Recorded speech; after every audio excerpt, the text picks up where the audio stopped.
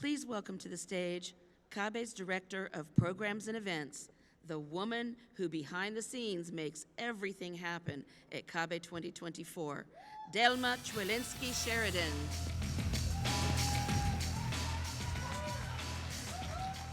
Guys, abrazos to you. Welcome, everybody. Good morning.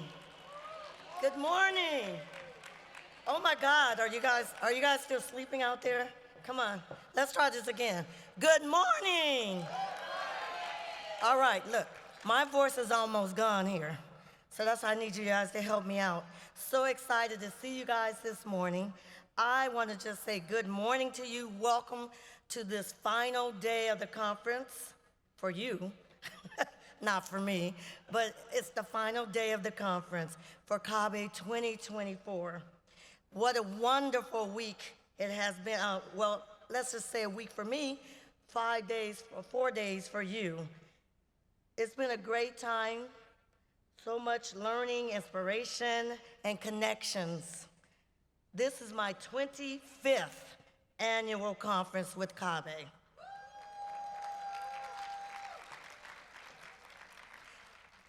Thank you. And I have to say, as CABE Director of Programs and Events, every year it gets better and better.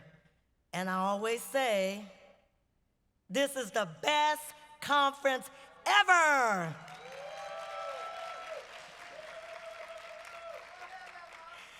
I truly hope it has been a great experience for you.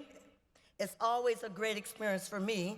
I get to see some old friends, not in age, of course, and some new friends. And it's just been so wonderful seeing the happy faces. And I hope you guys continue to come back for your professional learning and just keep growing with us. I truly hope this has been a great conference for you and professional learning opportunity for you that will help you grow and flourish in your work with our students and families. It is now my pleasure to introduce to you and present to others our host of today, our very own CABE Board Region 2 representative, Dr. Zenaida Aguirre Munoz. Buenos dias. Now these are the true hardcore miembros aquí. Yeah.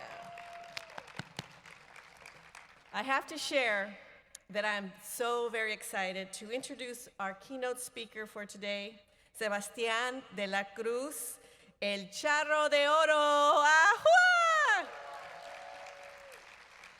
I have a clear memory from 11 years ago in 2013, while my family was preparing to watch the NBA San Antonio Spurs play on TV, that an 11-year-old Sebastian, who had been recently featured on America's Got Talent, came out in his beautiful mariachi outfit and belted out the national anthem like no one had ever heard before. It was truly magical. While Sebastián won the hearts of many, others raised their racist voices that a foreigner should not be allowed to sing the national anthem. But the response was huge. The Spurs, who invited him back to sing again, to President Obama and other leaders speaking out in support of Sebastián. As Sebastián responded back then, he was born and raised in San Antonio. And while he was and still is proud of his Mexican heritage, he would continue to be a proud American and share his music with pride. And so now, at the ripe old age of 22, we are extremely excited and proud to welcome El Charro de Oro to our CABE stage. But first, let's listen to a history and watch this amazing video. I am Sebastian Elijah de la Cruz, and I was born in San Antonio, Texas. The San Antonio Spurs wanted me to perform the national anthem. I just love the feeling that I was going to do something for my hometown, San Antonio, and for my father and my family.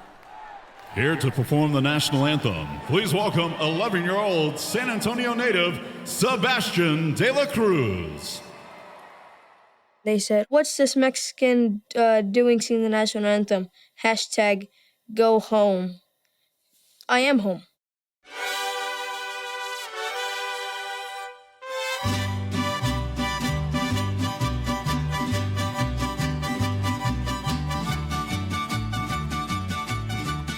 San Antonio is the largest city in the United States with a majority Hispanic population.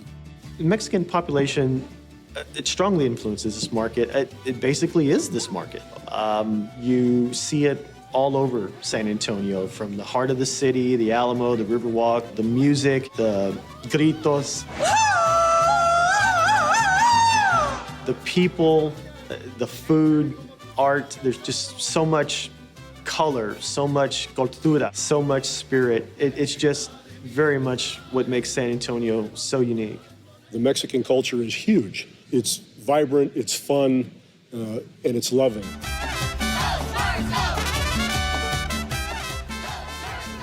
The Spurs are immensely important to the identity of this community. Here in San Antonio, we belong to everybody else. It could be a 97-year-old woman over here, and it could be a school teacher over here, or a plumber or a doctor. It doesn't matter what. We understand that we are owned by the people of San Antonio, and they hold us to a high standard. Here, it's the only big-time game in town, and we have a special responsibility to hold the standard high and to make sure that we're in the community. I've been a Spurs fan my entire life. I really like Coach Popovich. He seems pretty cool, and he seems like a man that goes by his word. I love the Spurs, Sebastian. I mean, in our family, we're all big Spurs fans, I love basketball. Basketball is my favorite sport. He's normal. He'll go and, of course, make a mess in his room, terrorize it, and then, okay, Mom, I've cleaned up and done the whole shoving under the bed kind of thing. Sebastian loves singing, and he's never been bashful or shy, I remember when he was 5, I always had to hold him back, because he always wanted to sing everywhere, but that's what he loves to do. When I was 4 years old, I saw a group of mariachis. I ran home and told my dad, Dad, I want to be a Mexican cowboy. What? What are you talking about? And I just told him, well, I saw these kids. I was speechless. My mom came downstairs, she told him, oh, we saw these mariachis. And I said, Dad, could I go to a Mexican cowboy school? I still didn't know what mariachi was. Mariachi and its music originated in Mexico. It symbolizes someone who is proud of their culture and themselves. They dress in traditional clothing called traje de charro. It has elegant details of workmanship throughout the outfit. When Sebastian first, told me that he wanted to do mariachi, at first I was like, I didn't really saw a future in it, for him. But I could tell that he had a lot of passion, and that's why I gave him so much support. And I tried to give him the best vocal teachers, the best tools for him to succeed. And then from there, doors just opened up for him.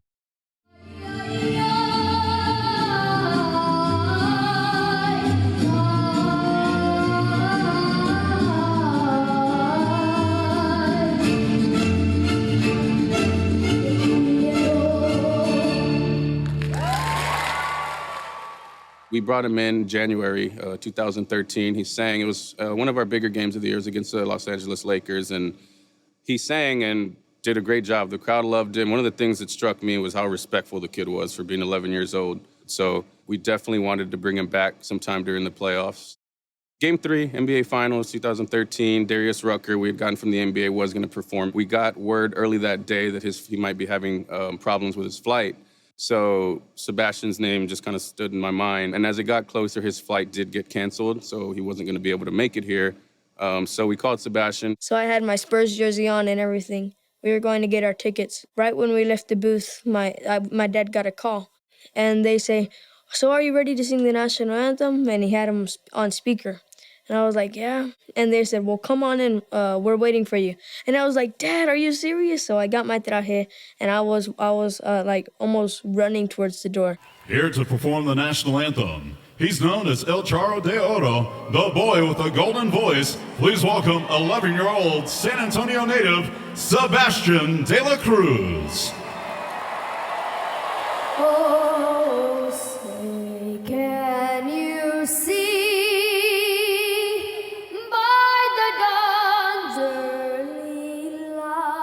he started to belt out those notes, and then you saw the style that he had on top of it, everybody took notice, and you realize he was very special.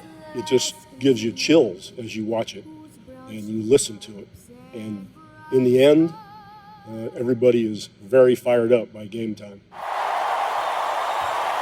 My father told me, he said, Sebastian, your life is going to change tomorrow. I mean, everybody's gonna know you tonight because the whole world's watching, and with your talent, everybody's gonna talk about you tomorrow. But I was thinking about it in a positive way, After this performance, he was slammed with racist tweets like, "Is this the American national anthem or the Mexican hat dance?" A young All-American kid viciously criticized after singing the national anthem simply not because of the way he sings, but because of the color of his skin. This kid is Mexican. Why is he singing the national anthem? You're not American. Go home. My first reaction was a little bit of anger, but then I felt badly for him. Like, this 11-year-old? Really? Are you serious? My first thought was, wow, this is 2013. It's still an issue for a Mexican-American kid to sing our nation's anthem. And it hit me a little more because I'm Mexican-American myself. You just hope that people have the common sense that some things are out of bounds, and children are out of bounds. I literally started crying because I was like, how could they? That's my baby. What did he do wrong? It didn't sink in what they were saying. Calling my child a bean, telling me came right over the border just to sing. I was like, how cruel. They're bullying my son. There's a little kid singing the national anthem, an American kid in Texas. Right. Don't y'all know about Texas fools? I'm not just American, I'm Mexican-American. And I have a certain pride about where I'm from. He's got Texas right across his birth certificate. I'm not from Mexico, I'm from San Antonio. San Antonio, Texas, born and raised in United States of America. I was just laughing. But my dad, he wasn't laughing. I served in the Navy for 21 years.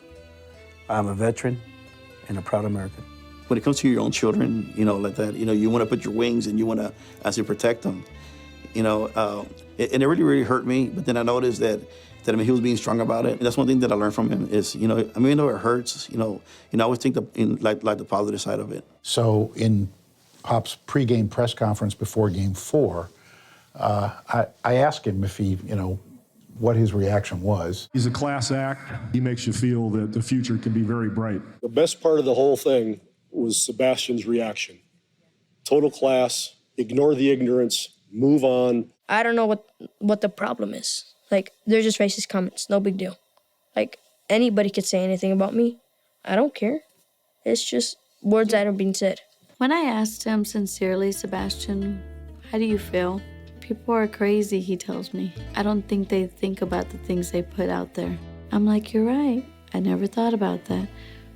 But it's wrong. And he goes, yeah, it's wrong. He goes, but we can pray for them too, right? And I said, that's right.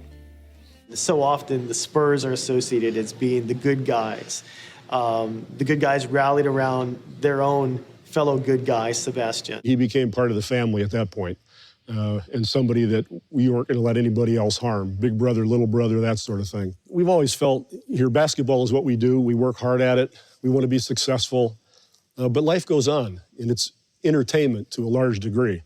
For us, it's our jobs, but in a way, it's not real life. Children are real life. The way people treat each other, that's real life. So I think that in this instance, we wanted to include that in the competitiveness of what we were doing.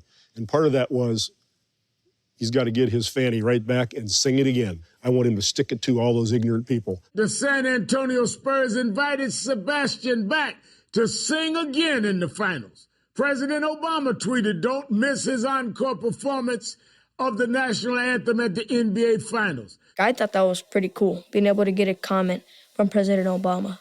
So I called him, they go, Sebastian, they called and they want you back. Oh, Daddy's all, I'll do it. I was afraid for him to go back. I was definitely afraid. But Sebastian said, Mom, it'll be fine. And I get to go watch the game. And I said, you're right. I said, have fun, and I'll be watching. said, Sebastian, you know what? Tonight, it's going to be a lot different than the other night. You know what? Tonight, the whole world's watching. I don't care what you do. Please do not forget the words. Do not forget the words. And he said to me, Dad, relax, Dad. I got this, Dad. Nothing is really more important to me other than God and my family than mariachi. Every time before I sing, I always pray, either by myself or with my dad. Then I hug my dad, and then, we bump fists, then I'm on the stage. Every time, that's our routine. Me and him, we're very close. I'm always backstage with them, and backstage we're more like a team. And before he always goes on stage, we always give it a little fist bump. And I was like, Sebastian, you're actually on your own right now. Go over there and nail it.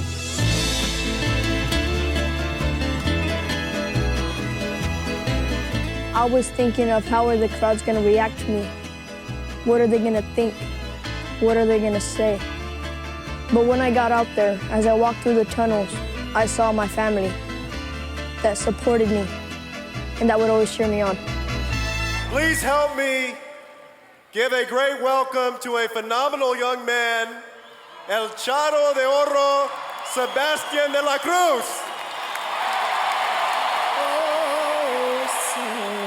Can you see by the dawn's early light what so proudly we hailed at the twilight's last gleaming, whose brown stripes and bright stars through the perilous fight, o'er the ramparts we watched, were so gallantly streaming, and the rocket's red glare, the bombs bursting in air, gave proof through the night that our flag was still there. Oh, say does that star-spangled banner yet wave o'er the land of the free and the home of the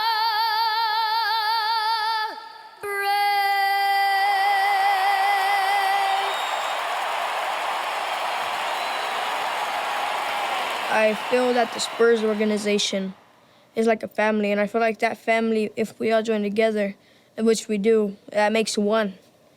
And I just love how I got that amount of negative comments, but it's like a big tsunami that came over it and washed it out. And that was all positive. And that made me feel, like nothing's really, the world isn't perfect, but the world is good. Even though bad things happen, the world will always be good.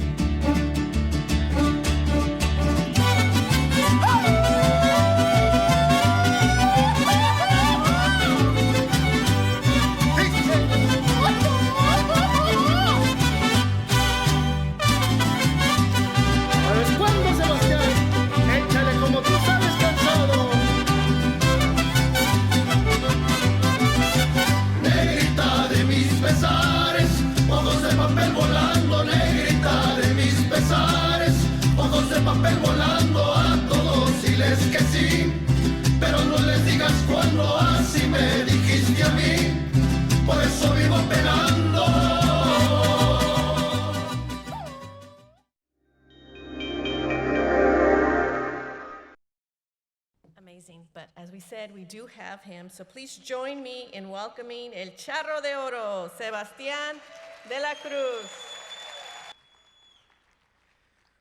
Oh, say, can you see by the dawn's early light what so proudly we held at the twilight's last gleaming, whose broad stripes and bright stars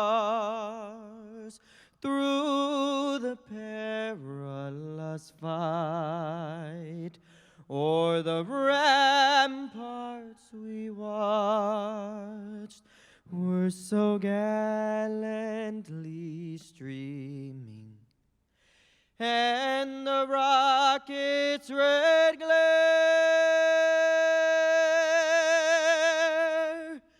the bombs bursting in air,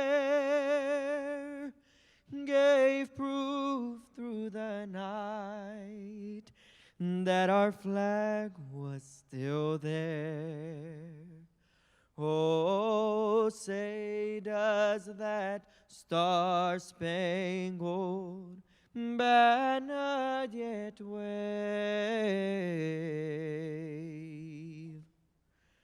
o'er the land of the free and the home of the brave?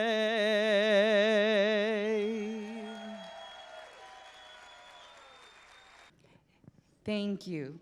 Before we hear from our keynote speaker, Sebastián de la Cruz, we'd like to welcome our CABE 2024 Honorary Chair, the Superintendent of Garden Grove Unified School District, Dr. Gabriela Maffei, for a greeting. Wasn't that amazing? We're so proud of Sebastian's accomplishments and can't wait to hear more about his personal story. Good morning. It's my honor to welcome you to CABE's 49th annual conference, hosting thousands of administrators, educators, and parents from across the nation to share our passion for bilingual and multilingual education. Strength and unity is certainly a fitting theme for this conference. I know we will all return to our schools and districts after this conference feeling equipped and empowered to continue to embrace and celebrate diversity, prioritize multilingualism, and empower our students and families. I'm beyond proud to be the superintendent of Garden Grove Unified School District, where we serve a diverse student body of 38,000, primarily first-generation students across 67 campuses, representing 41 languages and 81% unduplicated count. Our two largest subgroups, almost 60% Latino and 30% Vietnamese, have been well represented during this conference. And we just saw, previous to the beginning of this, we enjoyed La Quinta High School's Vietnamese Student Association. They're outperforming for our parents now, weren't they wonderful? As well as performances on Thursday from Mariachi Los Vaqueros from Rancho Los Alamitos High School, and a TEP performance yesterday by Murdy Dual Immersion students. In Garden Grove Unified School District, our 3 district goals involve academic mastery in multiple languages and acknowledging the strength in our diversity, resulting in our district being featured in the wonderful California EL Roadmap as a district with promising practices for English learners. In my 11 years as superintendent, with the critical expertise and support of CABE, we developed and implemented 2 highly successful dual immersion pathways. We have Spanish dual immersion programs serving students at 2 elementary schools, Monroe and Russell, Fitz Intermediate, and starting next year at our high school, Los Amigos High School.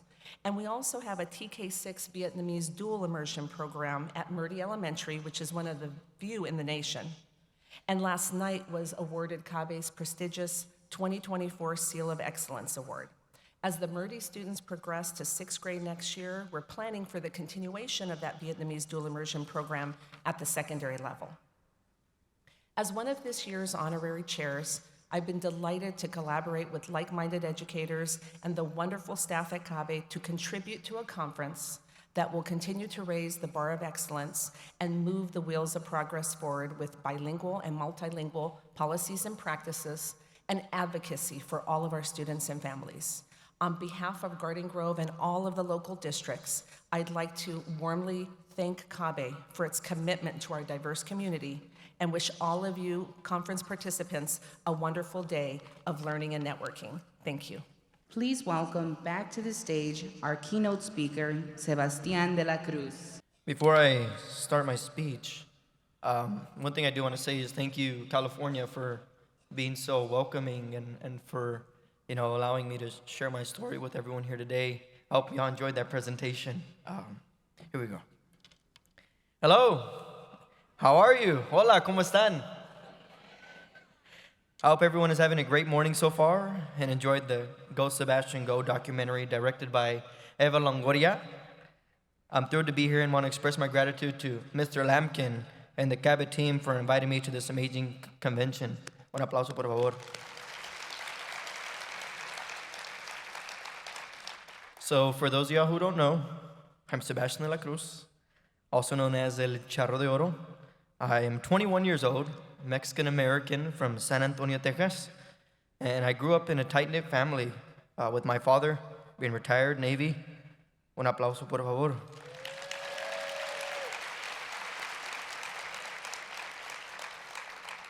My mother, who works in the school district as a principal secretary, and my 3 siblings, my 2 younger brothers, Jacob and Job, my sister Shania, who just had a baby about 3 weeks ago, so now I'm a tío. And with that, I also did start my own family with my wife around 2 years ago. And with all that, I've developed a really strong sense of my Mexican roots. With COVID taking a lot away from my senior year of 2020, and also performances being held off due to COVID restrictions, I currently work as a discount tire assistant manager and recognize the importance of education and plan to return soon. No, thank you. Now, my journey into music began at the age of 4 when I witnessed what I thought were Mexican cowboys at a barbecue plate sale. We'll say that we're in Texas, right? Now, seeing these mariachis, I saw them as angels. Felt like I opened my eyes for the first time, and to this day, I feel that God put the group of mariachis, they were kids, in front of me to help me change the world with each song that I perform. Now, this sparked a dream of mine to become a mariachi. With my dad's support, I received vocal lessons from my vocal professor, Michelle Quintero, and immersed myself in mariachi songs and the cultura. Now, not just learning the tunes, but also really putting myself in mariachi. Now, my grandpa from Tamaulipas, Mexico, is a really huge part of the reason that I am a mariachi in the first place.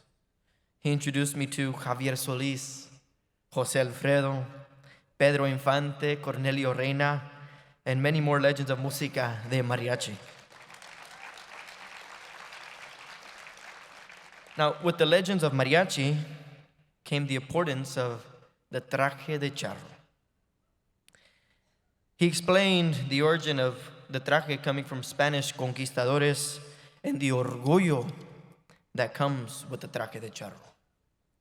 Wearing mariachi trajes fills me with pride and confidence.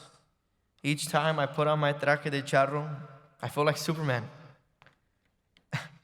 Instead of lasers and the ability to fly, I have the power of music that transcends through any barrier and allows me to spread the love I have for my cultura and music to everyone who listens.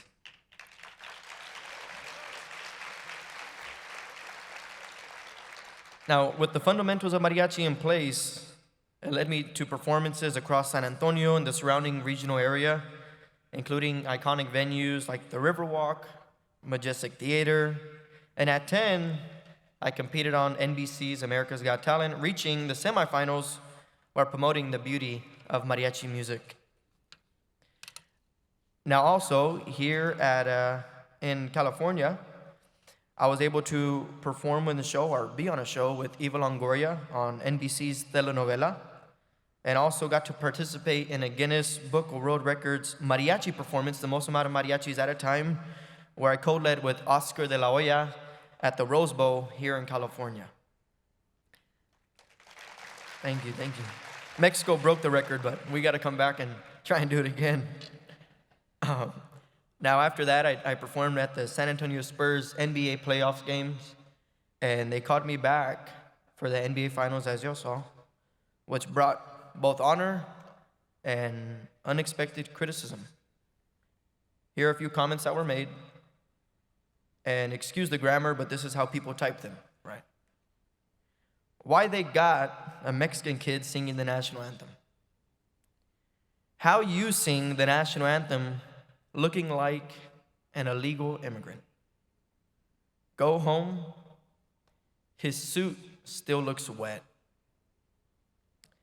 Why is a foreigner singing the national anthem? I realize it's San Antonio, but that still ain't Mexico. Who let this illegal alien sing our national anthem? Facing racist comments online after singing the national anthem at the NBA Finals game was a tough experience. Despite the negativity, I remained proud of my Mexican roots and my American identity. Oh, thank you. Now, returning to perform subsequent NBA Finals, I silenced the critics and even earned praise from President Obama on Twitter, so that was pretty cool. Oh, thank you, yeah. I wish he was in the room right now. From 2013 to 2016, I shared the stage with many renowned artists, including Pepe Aguilar, Gloria Estefan, Prince Royce, Alejandro Fernandez, and even Paquita del Barrio. Now, with that, I also performed with the Chicago Lyric Opera, Houston Lyric Opera, San Diego Lyric Opera in 2016. And during that time in 2016, I sang the national anthem also at the Democratic National Convention for Democratic presidential candidate Hillary Clinton as well.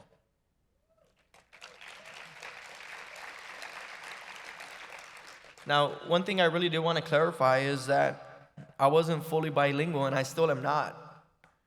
While I learned the words and understood the meaning of what I sang, I struggled to complete conversation in Spanish. I found myself in a situation similar to the male version of Selena Quintanilla.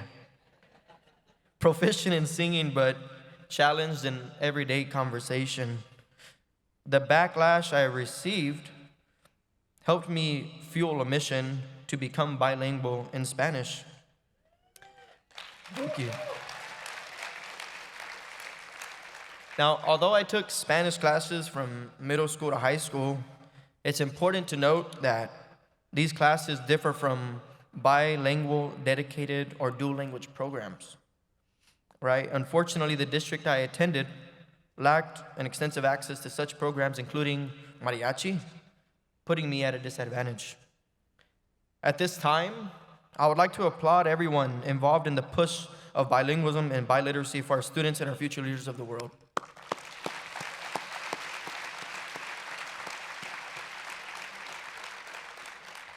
Now, knowing what I know now at 21 years old, not too much, but I wish there were more outlets available, not only for students, but for parents and everyone struggling with learning, speaking, or writing another language. Fortunately, I have music as an advantage, a universal language with no barriers, yet sometimes music falls short. Similar to my father's experience being raised in a Spanish household and being criticized at school for speaking Spanish as a language, my grandpa faced challenges when his kids were criticized.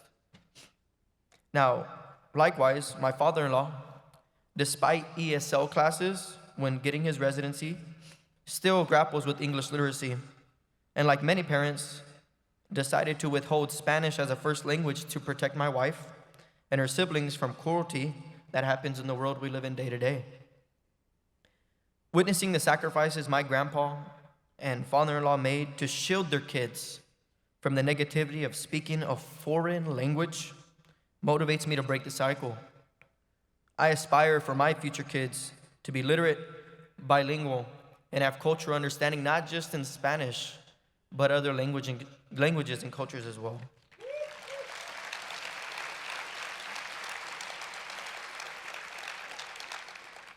When I received the call to be speaker for this event, my mission was to hear stories for those who came to the United States for a better life. Amid laughter, the gravity of sacrifices made became apparent. Imagine selling everything: cows, goats, houses, cars, and even the clothes off your back for an uncertain, better life. Arriving in a new country with just what's in your pocket and faith. Sacrificing everything for your loved ones, yet a language barrier remains a constant battle. Hearing such stories like this made me proud. My grandpa was one of many who sacrificed for their loved ones and future generations to come. An unselfish act on faith. Now, advocating for mariachi music and more outlets for bilingual education, not only just in Spanish, but for all languages, is essential. Our roots shape us, and our blood unites us. Maintaining my Mexican heritage and speaking English is a tribute to my grandpa's sacrifice. With stories like mine worldwide, I understand the pride that moved people to support an 11-year-old with a dream to be a Mexican cowboy. It's pride that encourages embracing and showcasing one's roots. Pride transcends boundaries and brings diverse people together globally.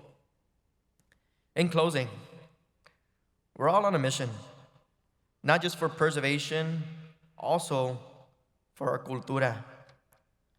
Pride is what drives me and what should drive you as well. Parents, instill pride and a desire to preserve your culture in your kids. Teachers, you have a spark that ignites flames in classrooms, whether for language or music. Together, we'll make a difference and help students maintain their raíces while also receiving an amazing education in the day-to-day classroom. To those who have similar stories as me, I say thank you. To those who have sacrificed for their family or come from a family where ones have sacrificed, I say thank you. To educators who stood behind their love for cultura and educación, I say thank you. To those who kept the tradición of mariachi alive, I say thank you. To my parents, I say thank you. And to my wife holding down the fort at home, I say thank you and I love you. And lastly, to Mr. Lampkin, who invited me to this amazing event, who has been so welcoming to me, and everyone who felt that my story was worth sharing and allowed me to come and share it with you all today. God bless you all. Que viva los raíces. Que viva educación. Que viva mariachi. Y que viva CABE. God bless you all. Gracias.